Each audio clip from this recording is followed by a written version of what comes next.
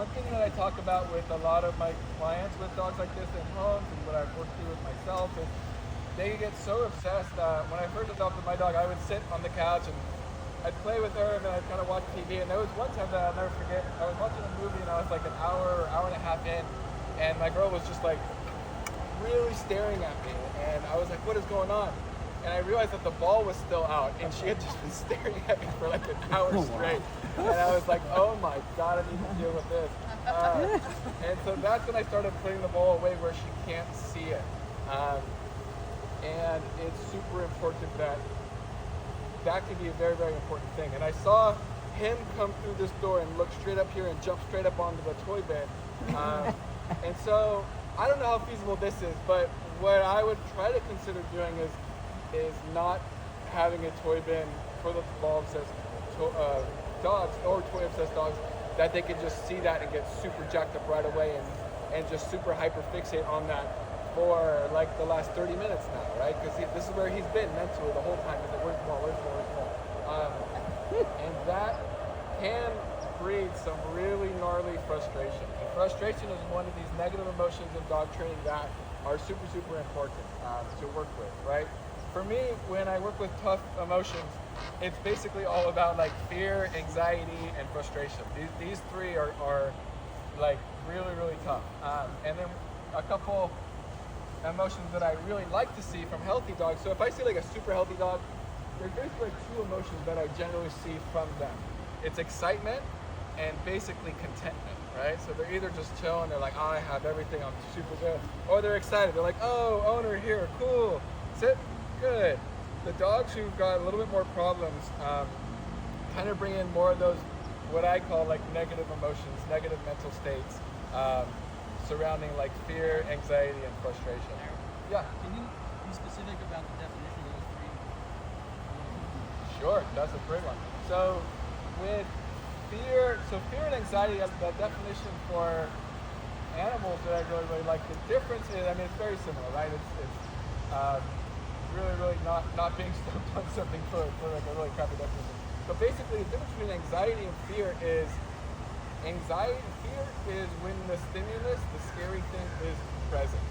Anxiety is when the scary thing is not present, right?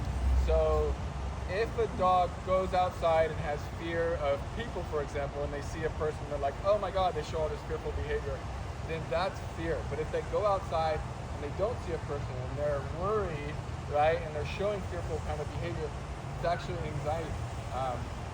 And it's very similar definition for humans as well. And so I think that, yes, very nice job. I think that's just like a really cool thing to work with between the two. And yeah, what I like to say as well is basically all aggression besides frustration-based aggression comes from fear. So that's why I really don't like fearful things, fearful emotions, or frustration-related emotions. Those two are the ones that get dogs in the most trouble, and I just try to help them out of it as quickly as possible. Very good job. And he looks like he's had some training. Look at how cute he is. Good job, dude. He's like, can I army cross for a tree? So then frustration is, I like this definition for frustration. I don't know if it's an exact definition for frustration, but it's more of an explanation. But basically the degree of frustration, yeah, good job, that an animal, often, or human, is experiencing is equal to the degree of how much they want to achieve a goal that is blocked, right? And so he loves balls. He really, really wants to have those balls. And he wants to get them, he sees them, they're right there in front of him. He surely smells them, he sees them, he's had experience playing with them the year before. And then, boom, he jumps up to get it and he just can't reach it, just by this much. So now that goal is blocked by this much. And that, as you can imagine, that goal is crazy high for him. He really, really wants it. And he's so close and he can't get it. So then we can what? Expect a very high level of frustration from that. Yes, nice job, bud. And so, yeah, those are just kind of some basic ideas around those emotions. So yeah, back to my point. If possible, you know, not everything is possible, but I would love for him to like not see a ball or a container that he knows a ball is in as he's coming out to help reduce that frustration overall. Instead, what could be very cool is if we had like a ball in our back pocket the whole time that we brought him out, and we just kind of didn't let him know it. That could be very cool, because even if you have them closed somewhere, you have them out, and you try to go and sneak it out, he's gonna see it. He's gonna know it's right there very, very quickly. And yeah, he might smell it on you, but there's kind of pros and cons to it. And I think at the end of the day, I just really don't want him knowing like where they are and just kind of fixating on it, right? Because then he's not going to be able to break out of that mindset. He's not going to be able to experience. I mean, he's probably having that excitement from thinking about the ball, but he's also having a lot of frustration as well, and certainly zero contentment, right? He's like, all I want is that ball. I don't have what I want at all right now. So this is where it gets very interesting, because when it comes to, a component of good welfare is giving dogs choices, right? It's like if you give him a choice, he's definitely going to give it the ball every single time. But I don't want him to get that over-arousal situation that we talked about, where he comes right out, plays the ball, goes right back in, and just causes a lot of problems like that. But yeah, I think what I would try to do, and within a 15-minute frame, that I didn't. It'll roll over real quick. 15-minute time frame, it can be good. It can be tough, but what I'd want to see if I were to play with the ball with this guy is this before, right? Him stop searching for it. Because going back to that operant conditioning, antecedent behavior consequence, if he's just searching the whole time and then that ball does come out, we may have just accidentally reinforced all of that ball searching behavior. And now he's going to be like, that's how I get the ball. I looked for it for 10 minutes straight. And now we've got a problem where we just accidentally reinforced that behavior.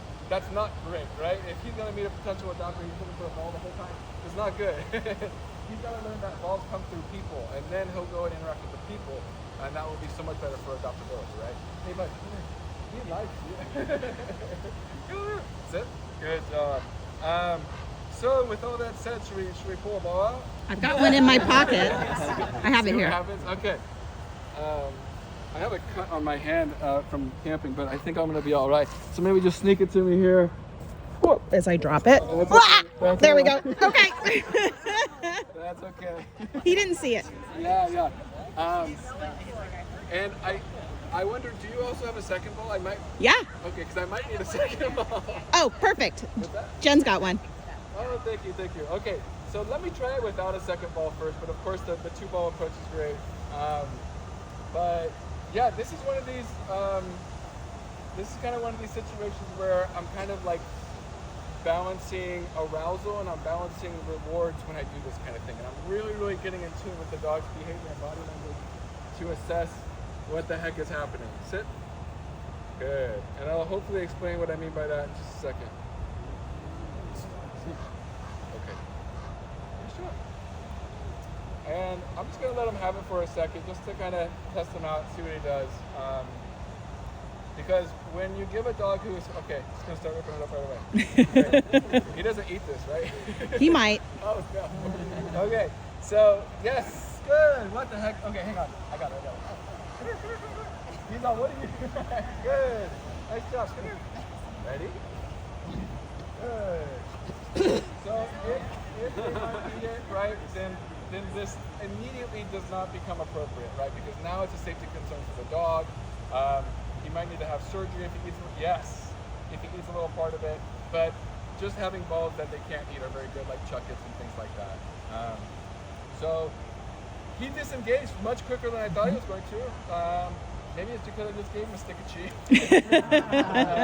But what I'm going to do now is I'm just going to carefully try to get the ball without competing with him for trying to get the ball, right? That's a situation I never want to find myself in especially with the shelter dog that's a little bit ball driven, ball obsessed, is like, I'm gonna race you for it. Like, no way. I'm not doing that. I work with a lot of guarding and homes, and like that's just a huge problem. You ready? Okay, find it.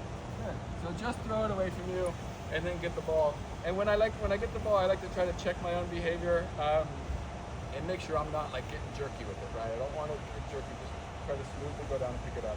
That's it. Good. Okay. Nice job, dude. And it can be just as simple as this. Maybe we'll get him running around if that's okay with everyone. I think he is jumpy, so I want to make sure that everybody will be okay with that and know what to do if we do that. Yes, good job. Because if he does come up and jump towards you, what I like to do for jumping dogs personally is I like to turn sideways and get my good stance. Some people say turn your back towards the dog. I hate that. Don't take your eyes off the dog. I like to stand a little bit sideways so you're kind of like not really looking at them. And then kind of use your peripherals a little bit. My 6th grade basketball coach taught me this trick where if you're kind of standing here and if you stare at a spot on the ground, then you can see right here very, very well. And that works really good for dogs, right? Because a lot of times staring them right in the eyes is not a great approach for them. And yeah, I actually just tested what it would be like if you saw me pick it up, and he did pretty dang good. Yes, good job. But yeah, just kind of turn sideways and then sidestep backwards if you need to, and then maybe your neighbor can be like, hey, here's a tree, stop jumping on them as I run and try to ground. How does that sound? Yeah. Okay, everyone's good with that? Yeah. If you're not, please let me know. Yeah, sweet. Okay, I'm gonna let him off. Because I got the ball, so sit. Good job, bud. Okay. And so what I'm doing, thanks. Okay, so I'm not gonna throw it like that again. You did good. You did good. There you go, nice job. But I already was, he was thirsty, sorry, but I was already bringing in some structure that I do want to point out. Where I had the ball, I asked him for a sit, he sat, I said yes, and okay, and then I released it. I said okay, and then I threw it. So just having some predictability like that with playing with toys with dogs who are ball obsessed or toy obsessed is super important. Come here, bud. Hey, come here. Yes, what are you doing? Nice job. You're gonna go for cheese stick number 2. I hope that's okay. Sorry if that's gonna mess you up a little bit. You are so patient. What you do? But he actually did bunny hop for a second after that, so he did not feel great. And yeah, so yeah, one thing I like to think about is I'm just constantly adjusting my approach based off what the dog is doing, right? This is what some of the best dog behavior professionals do, and it's very, very important, right? I had someone from a class maybe last year come up to me after the class, and they're not here, but it was really, really cool and powerful. They were like, I learned something incredible today, and they said, I learned that dog training is not about me, and it's more about the dog. And that sounds kind of basic, but if you go online and you follow all these trainers on Instagram and stuff, they're all talking about it's the human. You got to do this. You got to be the leader. You got to, even if they're really force-free and positive, they're still talking about like what we can do and stuff. And I think it's just so important to remember, like, everything we do is just in response to the dog, and they're shaping everything, from like what I'm going to do with them to what training we're going to do, how fast we're going to go with training. Good. Yeah. When you first let him off leash, you had the leash still on him. Yeah. What's that about? A leash drag. It's just a good way to kind of, if he were to kind of go a little wild and start jumping up on me, I would like to have a leash on him. When you saw he was doing okay, Drop that's it. when you took it off? Yes. Good job. You're all right. What's that? When you saw he was doing okay, that's when you took it off? He actually just got it off. I probably would have taken it off that way. So I just started doing a little bit of drop it with it. You see it?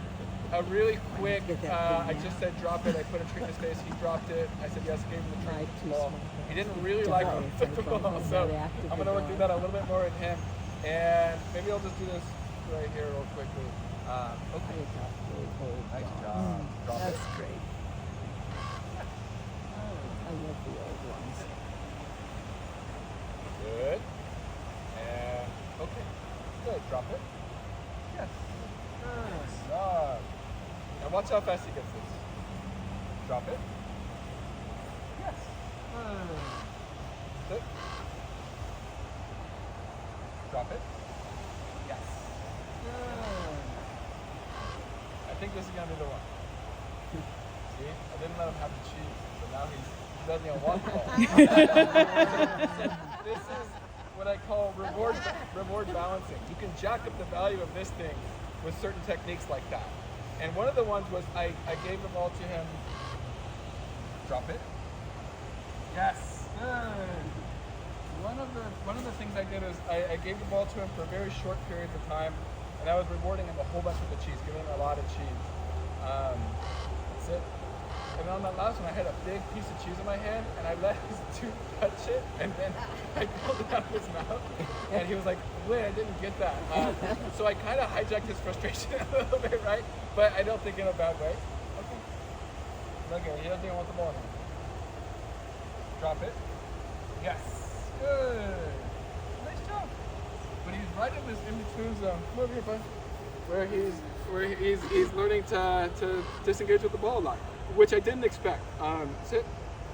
He's actually not that ball crazy. Okay. Nice job. Oh, good boy. Yes, that was epic. Well, this looks like magic, but I swear it's not. Okay. So you can jack up the value of the ball again by throwing it like that. And now we're like, woo, having a good time. Nice job, bud.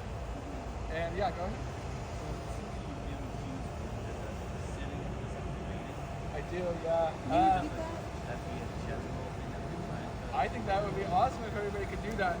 Can you repeat the question? Oh yeah, they asked if they noticed I was kind of just doing this for a sit and then doing this for weight. And this is something I do with basically every dog, and I teach all of my clients this, and it works with basically every dog. And so a lot of people think that dog training good is like all about what we say to the dog and how we say it, and that's very important. But what comes first in training is just kind of like hand signals. And so some people are like, "Wow, you got your dog trained to hand signals. That's so cool in advance." And actually, like that's more basic than using verbal commands. So when you do things like this, right, it's the dog knows that that's sit. And how we start to put that on this verbal cue is we say sit and then pull him on, right? And this means something to this guy because somebody went like this enough times and got him to sit, right? So it's kind of like all this all these associational learning. And yeah. Yeah, exactly. Stay with the button. Push the ball again. Yeah, and then wait. I really like this for impulse control. It's kind of like when a dog struggles with frustration. Impulse control work can be a great way to start teaching them how to regulate. Hang on. Good love frustration. Okay, good. And I threw it up again like I wasn't supposed to. There we go.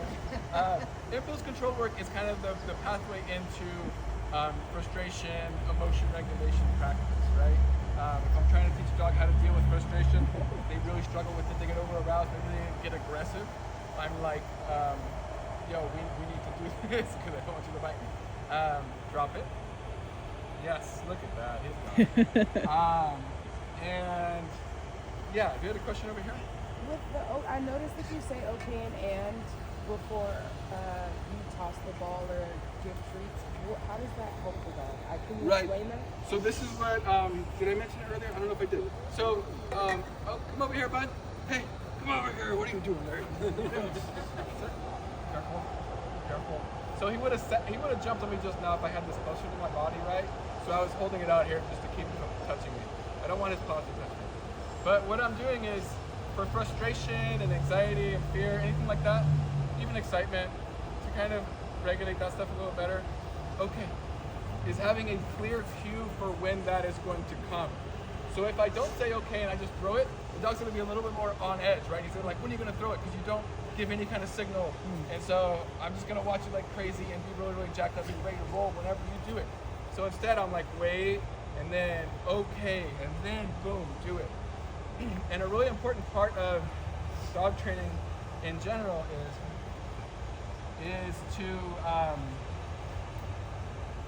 have our words lead to certain behaviors very predictably and consistently. It's something that's in like animal behavior. Yeah, you have that. It's something that I kind of correlate it to what's called like an honest signal in the animal behavior world of science. So like if I do something, if I say something to a dog with my behavior and body language or my words, I want that to be an honest signal, meaning what comes next is very predictable, and it's what I've done in the past. And dogs love that, right? Dogs love that stuff. They don't like when you're inconsistent. And yeah, so there's also this thing where this idea that's called shadowing in animal behavior science. And good job, Bob. And basically, if I were to, let me see if I can explain this. If I messed up my OK cue in this very simple way, and I don't want to dwell too much on these kinds of nuances. I think bigger picture stuff might be better for classes. But if I were to say, if I had the ball, right, and I ran, what do you else do?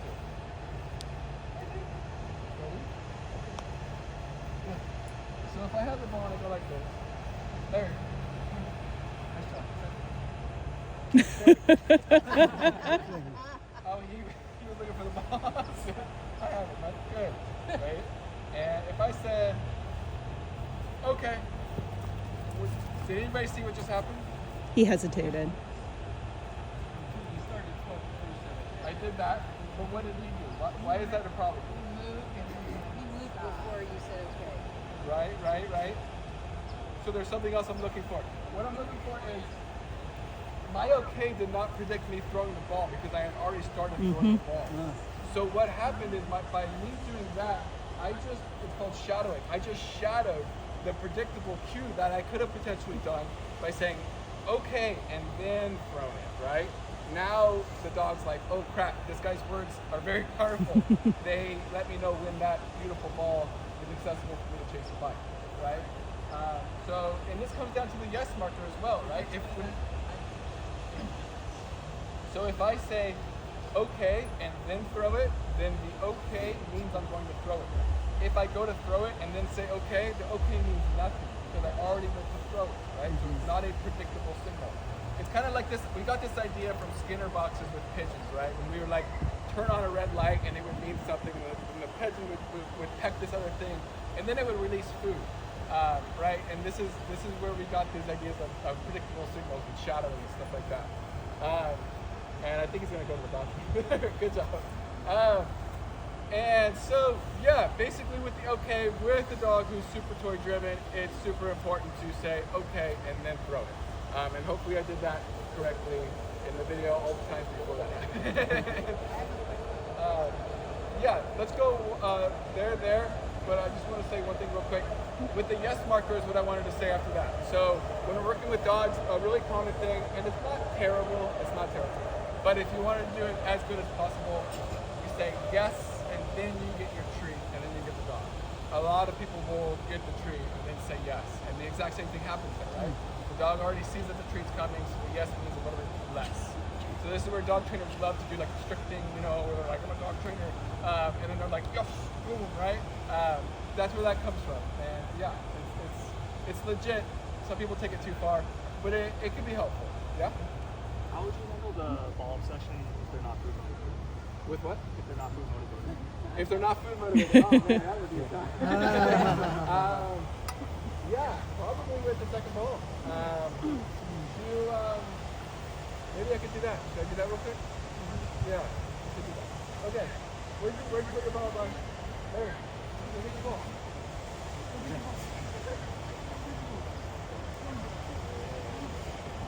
I got them all. Good. And let's see how this works. Sit. Sit. Good. Okay. Nice job. Good job. Come here, bud. Good. Drop it. Good. Sit. Wow. Well, that's how that works. Okay. Good job. That's how I would try to do it. And then how you finish can be very hard. I usually like to just kind of try to walk the dog and have them just start sniffing something and then just like gently guide them away from the ball. Something like that. But there have been many times where I work with a seriously ball obsessed dog and it's not easy at all. Yeah, it can be really hard. But then there might be one more thing that I want to show real quick. Well, I got this guy because he is pretty ball driven, but he's not super bad. And so I wonder if he knows down. He knows down. He knows it. There you go.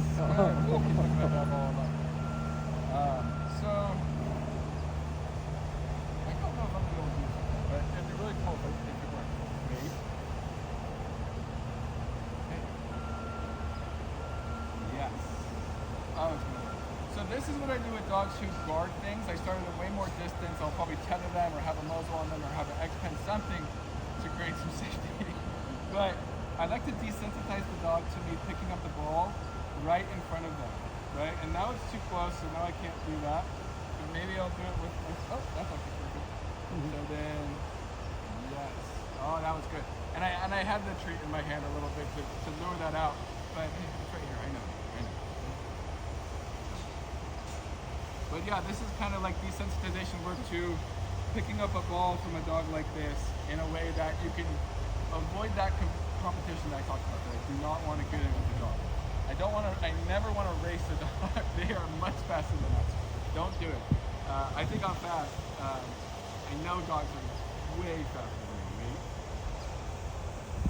Alright, you're doing great. Yes. Oh, that was a very good one, right? Right next to him, he didn't really go for it. Very good job. See?